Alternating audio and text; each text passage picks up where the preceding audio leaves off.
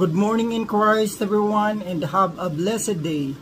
Our scripture reading for today is from the book of James, chapter 1, verse 17. Every good and perfect gift is from above, coming down from the Father of the heavenly lights, who does not change like shifting shadows.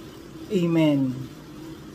Ang bawat mabuti at sakdal na kaloob ay mula sa itaas, na bumababa mula sa Ama ng mga ilaw sa langit, na hindi nagbabago, na parang nagbabagong anino. Amen. Ito pong passage natin ngayon ay nagsasabi na anumang meron tayo ngayon, anumang